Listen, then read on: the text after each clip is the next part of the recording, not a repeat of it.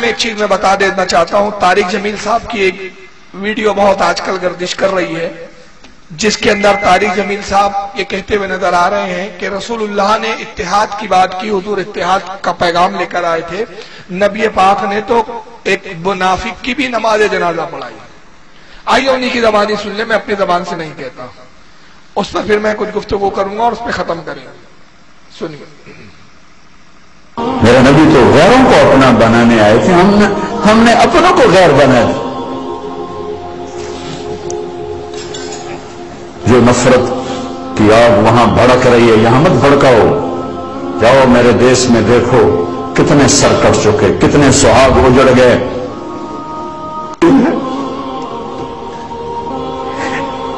اسے وہ ایک دوسرے کی مسجدوں میں نہیں جاتے ہو، ایک دوسرے کے پیچھے نمازیں نہیں پڑھتے ہو، جنت کے ٹھیکیدار بن گئے ہو۔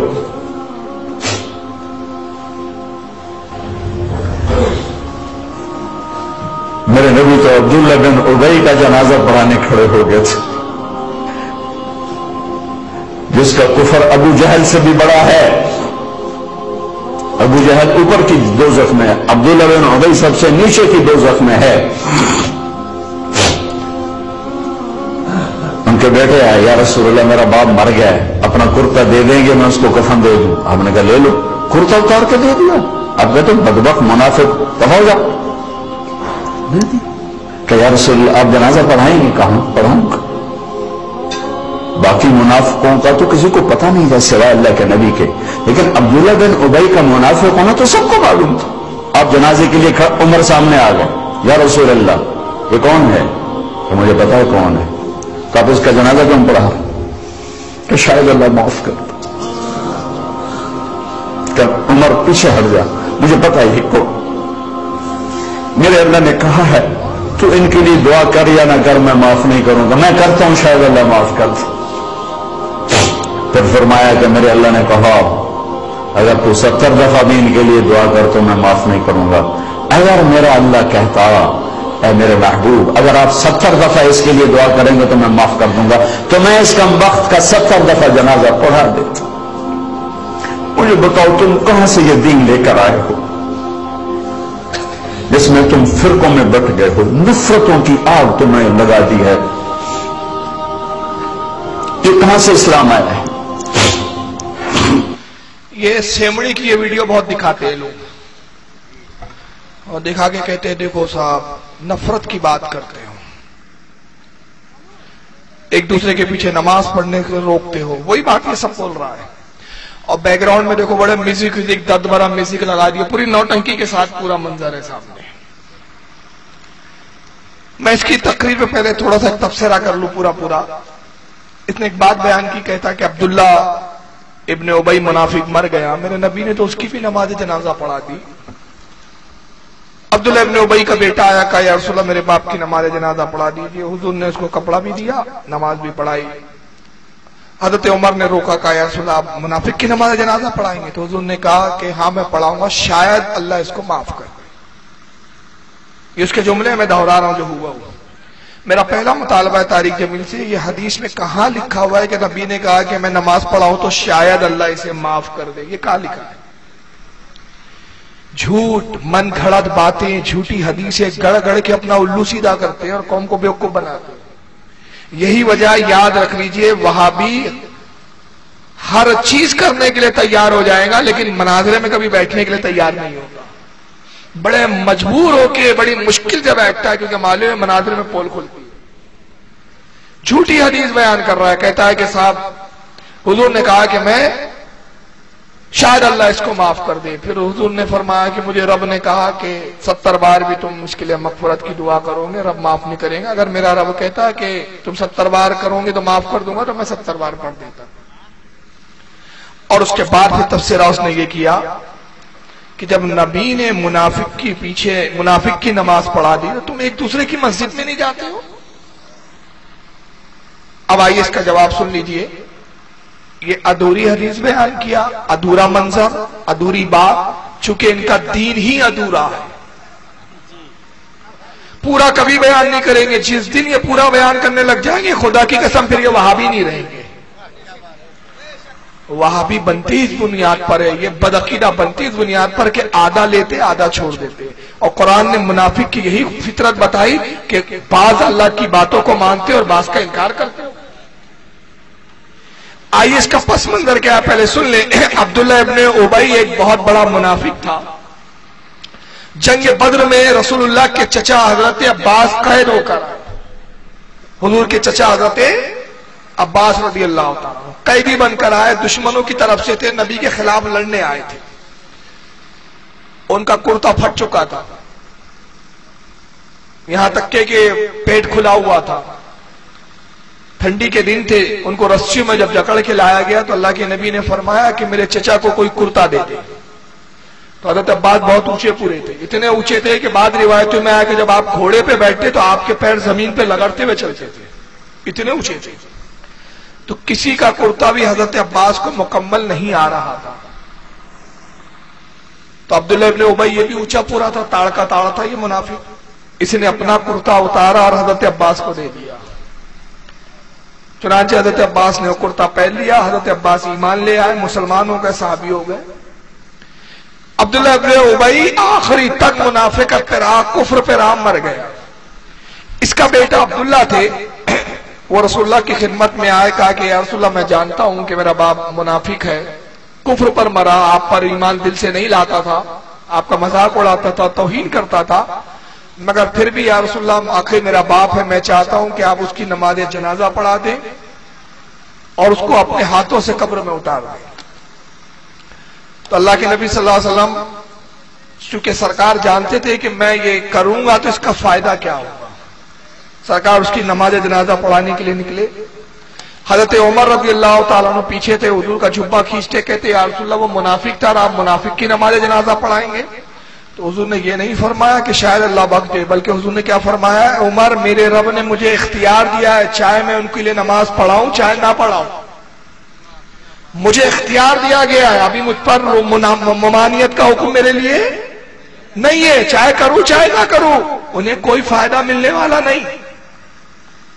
اگر میں نماز بھی پڑھاؤں تو اس کے لیے فائدے بخش نہیں ہے. مگر عمر جو میں جانتا ہوں وہ تو نہیں جانتا, کہ میں جانتا ہوں کہ نماز پڑھانے سے فائدہ کیا ملنے والا ہے, اس کے حق میں کوئی فائدہ نہیں. چنانچہ حضرت عمر خاموش ہو گئے. اللہ کے نبی قبر پر آئے, نماز جنازہ پڑھائی اور پھر اس کو اپنا کرتا اتار کے کفن کے ساتھ رکھ دیا اور ارشاد فرمایا کہ میرے اہل بیت پر یا مجھ پر کسی نے بھی کوئی احسان کیا, نبی اس کا احسان دنیا میں نہیں رکھتا. اس نے میرے چچا باپ پہ احسان کیا تھا, آج میں نے اس کا احسان کا بدلہ چکا دیا. یہ بدلہ چکایا جا رہا ہے. اور اس کے بعد سرکار کا جب یہ اخلاق, سرکار کا اخلاق دیکھا یہ منافقین کی جماعت نے, تو 1000 منافق توبہ کر کے سچے مسلمان, کہ نبی اپنے دشمن کے ساتھ یہ کرتے ہیں. اور اس کے بعد قرآن کی آیت نازل ہوئی, وہ طارق جمیل نے نہیں بتایا اور قیامت تک یہ نہیں بتائیں گے کیونکہ ان کی پول کھل جائے. قرآن کی آیت نازل ہوئی اور آیت پارہ نمبر 10 سورہ توبہ آیت 84, اللہ نے ارشاد فرمایا وَلَا تُصَلِّ عَلَىٰ أَحَدٍ مِّنْهُمْ مَاتَ أَبَدًا وَلَا تَقُمْ عَلَىٰ قَبْرِهِ. فرمایا اے محبوب, اب ان میں سے کوئی بھی مر جائے تو آپ ان کی جنازے پر, ان کی میت پر کبھی نماز نہ پڑھنا. اللہ نے اپنے نبی کو اب منع کر دیا, کہ حبیب اس سے پہلے آپ کو روکا نہیں گیا تھا, اب کبھی ان منافقوں کے جنازے کی نماز ہرگز نہ پڑھنا. اور فرمایا نہ ان کی قبر پر کھڑے ہونا. تو قرآن کی یہ آیت نازل ہوئی, اس کے بعد اللہ کے نبی نے کسی منافق کی نماز جنازہ نہیں پڑھائی. تو یہ حکم ہو گیا منسوخ. منسوخ حکم سے جو دلیل لے اس سے بڑا کوئی روئے زمین پر گمراہ نہیں. اس کی مثال ایسے لے لیں آپ سمجھنے کے لیے کہ ایک شخص شراب پی رہا ہے. آپ پوچھے شراب کیوں پیتے ہو, تو کہا بھائی صحابہ بھی پی لیا کرتے تھے. تو جاہل سے کہا جائے گا جاہل, یہ اس وقت کی بات ہے جب شراب حرام نہیں کی گئی تھی, جب حرام ہو گئی تو صحابہ نے چھوڑ دیا تھا. تو نبی نے نماز تب پڑھائی جب اللہ نے منع نہیں کیا تھا، جب منع کر دیا تو اس کے بعد نماز نہیں پڑھائی، ورنہ تم سچے ہو تو ثابت کرو اس آیت کے بعد نبی نے کسی منافق کی نماز جنازہ پڑھائی، قیامت تک ثابت نہیں کر سکتے۔ اس حکم کے بعد نماز پڑھنے سے منع کر دیا گیا، اور اسی طور سورہ توبہ پارہ 10 آیت 73 میں اللہ نے ارشاد فرمایا، پھر یہ حکم آیا، یا ایھا النبی جاہد الکفار والمنافقین واغلظ علیہم، اے نبی جنگ کیجئے، جہاد کیجئے کافروں سے اور منافقوں سے، واغلظ علیہم، اور ان پر سختی کیجئے، ان کو ڈھیل مت دیجئے۔ ان قرآن کی آیتوں کے بعد اللہ کے نبی نے منافقوں کو مسجد سے نکالا، اور پھر انہوں نے الگ اپنی مسجد بنائی، مسجد زرار۔ تو نبی پاک نے فرمایا کہ اس مسجد کو ڈھا دو اور جلا دو۔ اس کا ذکر سورہ توبہ کے اندر آیت نمبر 106 سے لے کر 110 تک کے اندر موجود ہے، قرآن کے اندر موجود ہے۔ تو یہ حکم آ گیا، اور اس حکم کے بعد نہ منافق کے پیچھے نماز پڑھنے کی اجازت ہے، نہ اس کے جنازے کی نماز پڑھنے کی اجازت ہے۔ اسی بنیاد پر ہمارے علماء کہتے ہیں کہ وہابی کے پیچھے نماز نہیں ہوگی، کیونکہ ایمانی نہیں۔ مگر ہمارے کچھ لوگ کیا کہتے ہیں، آخری بات اس پر ختم کر رہا ہوں، ہمارے کچھ لوگ کہتے ہیں کہ صاحب معاملہ ایسا ہے، اپنے کو اپنی نماز سے مطلب، اب وہ امام کیسا ہے وہ جانے، وہ اس کی نماز اس کے ساتھ، اپنی نماز اپنے ساتھ۔ اپنے کیا کرنا ہے، اپن تو کسی بھی مسجد میں پڑھ لیتے، جہاں نماز کا وقت ملے نماز پڑھ لیتے۔ چلیے میں ایک چھوٹی سی مثال دے رہا ہوں۔ مثال کے طور پہ حضرت مولانا، یہ سنی ہے، صحیح العقیدہ ہے، متقی پرہیزگار ہے، سب کچھ ہے، یہ نماز پڑھا رہے ہیں، مان لیجئے فجر کی نماز پڑھا رہے ہیں 2 رکعت، اور ان کے پیچھے 2 لاکھ لوگ نماز پڑھ رہے ہیں۔ کتنے لوگ؟ 2 لاکھ۔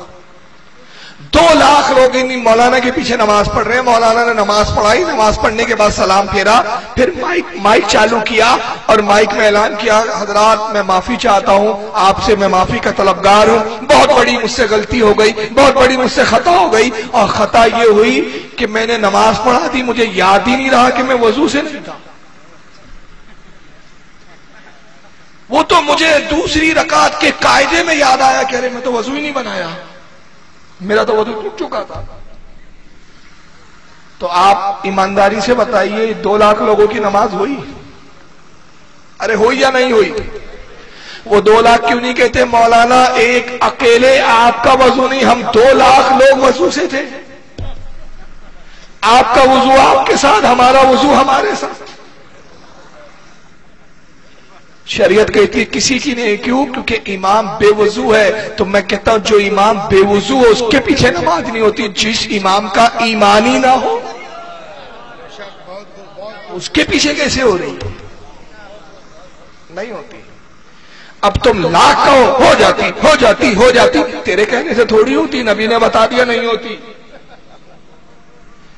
منافقوں کی مسجد کو جلا کر قرآن نے سب بتا دیا کہ جلا دو، محبوب حکم دیا اس کو جلا دو، مسجد جلا دی گئی، مسجد زرار منافقوں کی۔ اللہ رسول نے بتا دیا کہ منافقوں کی، کافروں کی نہ مسجد ہے نہ ان کے پیچھے